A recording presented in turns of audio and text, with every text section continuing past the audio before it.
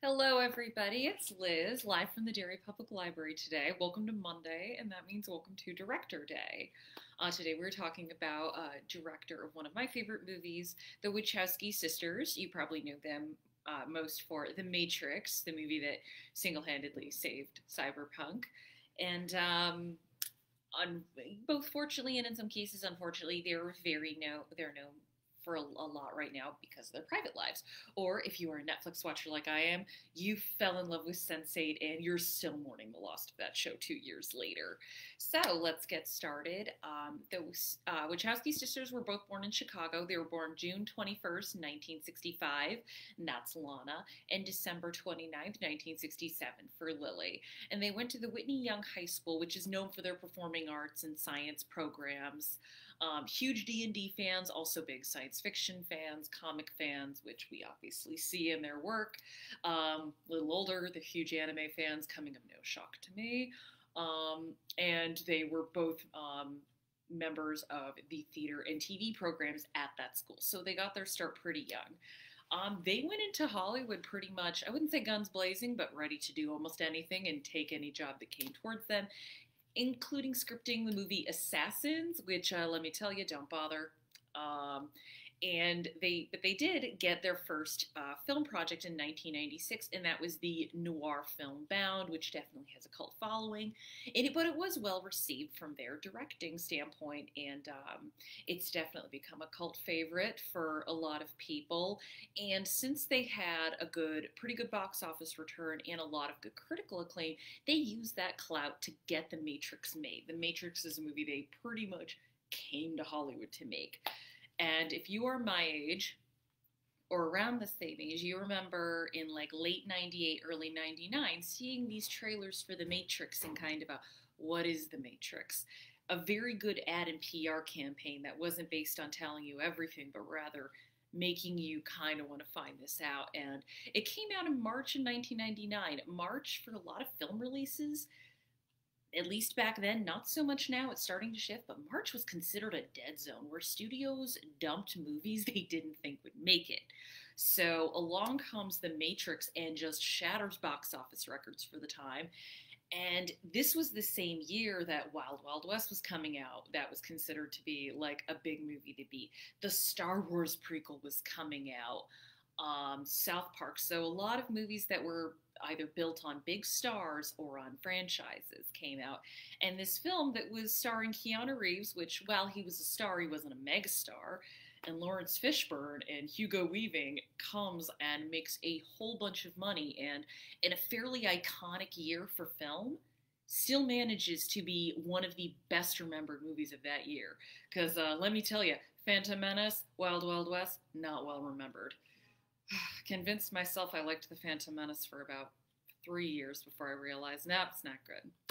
Anyway, after that, like, The Matrix became a phenomenon. It's often referenced in movies, both for better for worse. But looking at the context of the time, sci-fi was almost dead. At least I would say more cerebral sci-fi.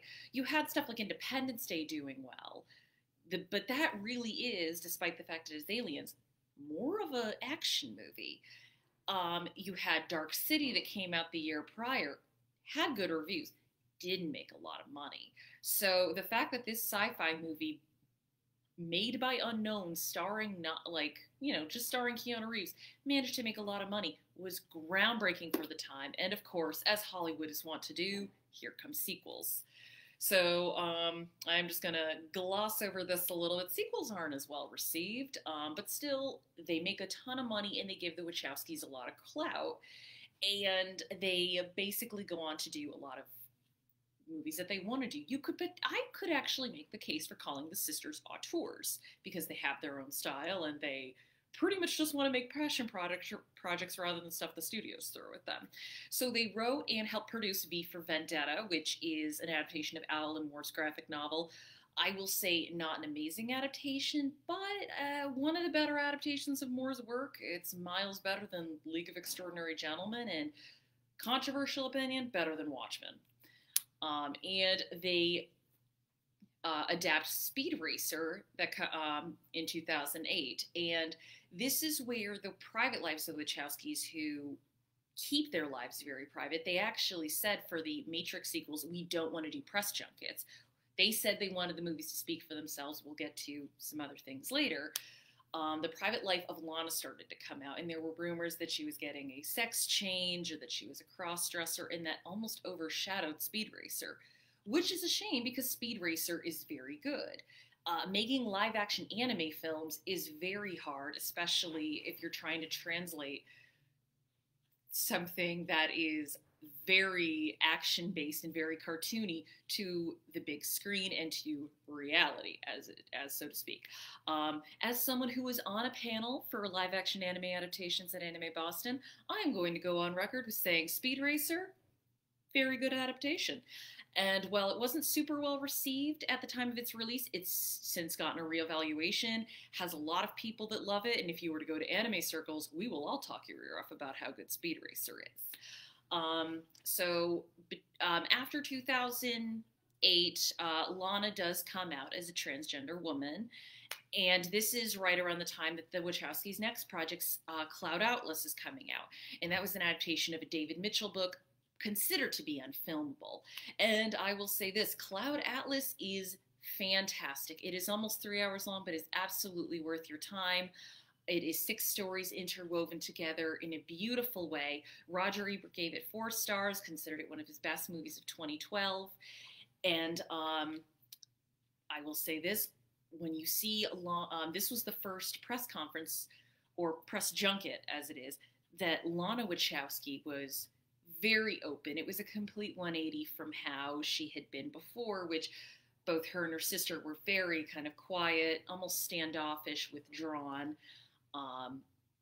So definitely she's a lot more open and happy. And then their next film is Jupiter Ascending in 2015. Jupiter Ascending, I would say, is not a great movie, but it is a fun movie. And I will say this, the Wachowskis know how to make an entertaining film.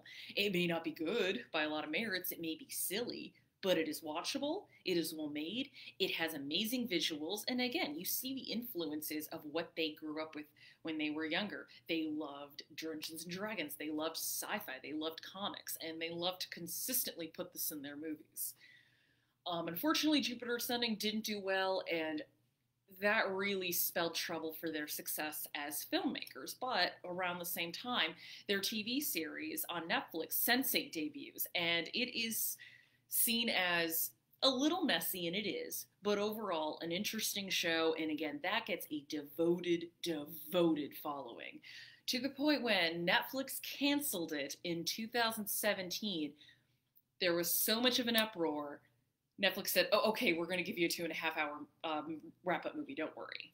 So we had that, but unfortunately, even though they got to wrap up the series and make the fans happy, their cult following and devoted fans couldn't save their production studio, and they did shut it down in 2018.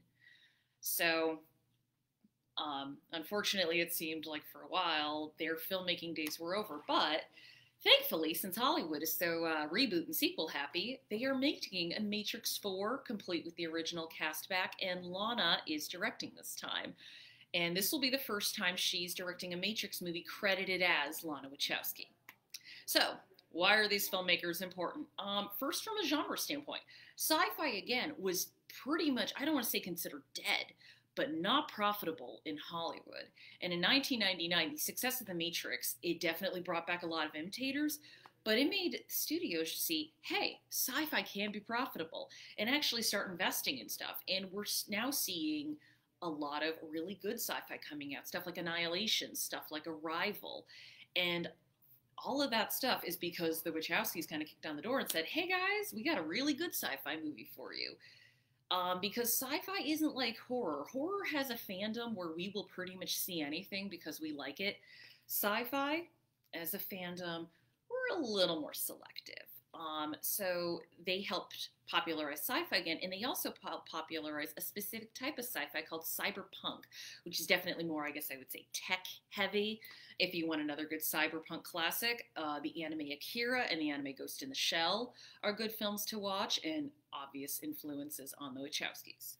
They're also very important because they are, for Hollywood, the first openly transgender filmmakers. They were not out at the time, But since coming out, they've still made movies. They're still very visible, and if anything, since they came out, they've actually been more visible.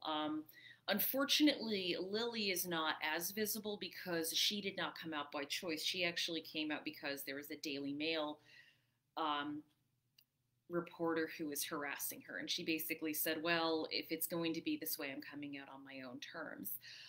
But they do both see themselves as kind of figures for a lot of people like them who may not have someone to look up to. But they still both do value their privacy. They don't talk about their private life a lot, and they pretty much want to be seen first and foremost as filmmakers. But in 2012, when Lana was at the HRC, she was talking about privacy and kind of weighing coming out publicly because she'd actually come out to her family years ago. But she said, there are some things we do for ourselves and some things we do for others. I'm here because when I was young, I wanted very badly to be a writer. I wanted to be a filmmaker. But I couldn't find anyone like me in the world, and it felt like my dreams were foreclosed simply because my gender was less typical than others. If I can be that person for someone else, then the sacrifice of my private civic life may have value. So I would say, it's great that they can be themselves, and I think that's wonderful. And I just kind of look at them in public now, and look back at them later, and they just seem both of them just so much happier and so much freer now that they can be themselves. And I'm so happy that Lana gets to direct a Matrix movie using her real name now. And I got to say, I'm looking forward to it. I mean, who isn't looking forward to Keanu coming back? I mean, he's our national treasure now, right? Anyway, I hope if you haven't checked out The Matrix, you should. It is on Netflix as well. I would also recommend looking at Cloud Atlas. I think that was a very overlooked film of 2012.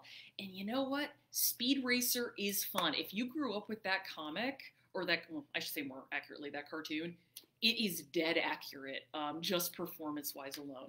And it is one of the most colorful movies I've ever seen. So thank you for watching, and I will see you tomorrow with What's on Netflix.